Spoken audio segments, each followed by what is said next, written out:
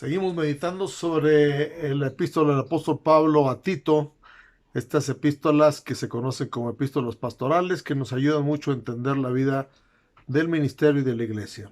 Tito capítulo 1, verso 4 y 5 dice así: a Tito, verdadero hijo en la común fe, gracia, misericordia y paz de Dios, Padre y del Señor Jesucristo, nuestro Salvador.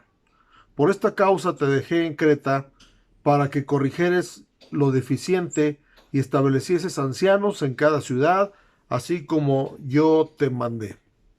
Bueno, aquí habla de la persona a la cual el apóstol Pablo le envió la carta, que era a Tito, que él lo menciona como verdadero hijo en la fe, al igual que Timoteo.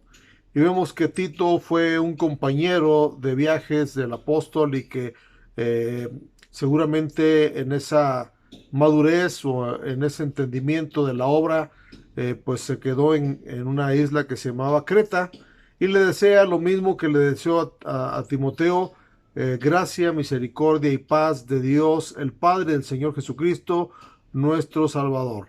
Sin lugar a dudas son cosas que como ministros, como siervos, como líderes, necesitamos que estén sobre nosotros. La gracia de Dios, la misericordia y la paz, ¿verdad? Que vengan de nuestro Padre y del Señor Jesucristo.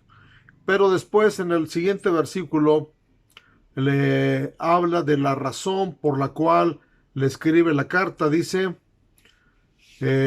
por esta causa te dejé en Creta, para que corrigieres lo deficiente y establecieres ancianos en cada ciudad, así como yo te mandé. Dos tareas muy importantes, sin lugar a duda. Y bueno, la tarea no era fácil porque la isla de Creta era la isla más grande del mar Mediterráneo, en la cual tenía mucha influencia de culturas porque era como un puerto donde llegaban muchos barcos con gente con diferentes opiniones o filosofías y que estaba en cierta forma invadida de todas estas situaciones.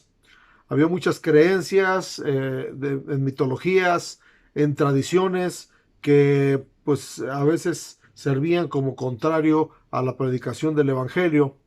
Era un lugar con mucha influencia del mal y que se manifestaba en el comportamiento de las personas de Creta.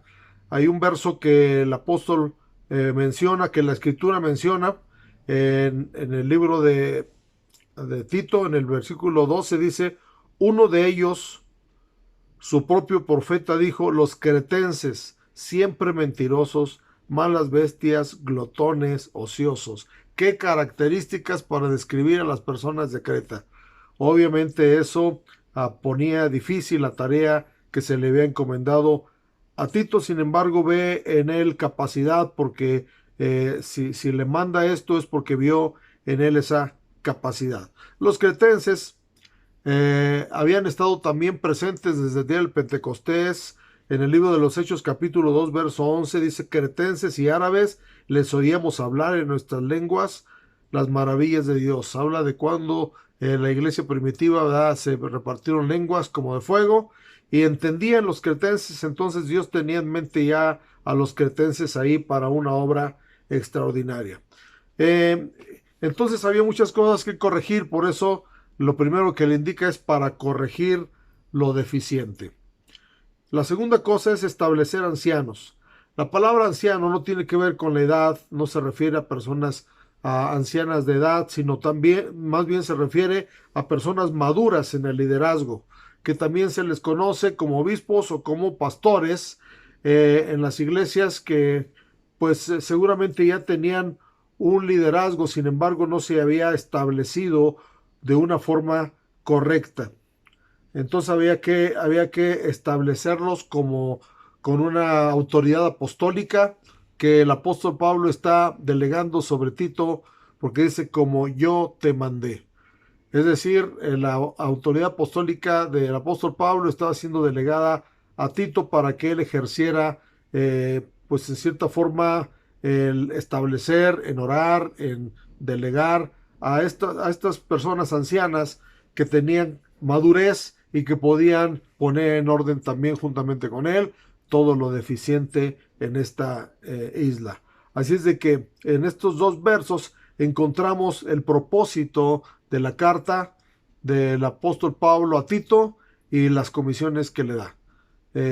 Pues yo creo que cada uno de nosotros tenemos que tener la misma encomienda en el lugar donde Dios nos haya puesto para corregir lo deficiente, pero también establecer un liderazgo en el orden de Dios, tal vez con imposición de manos, como Dios nos ha encomendado.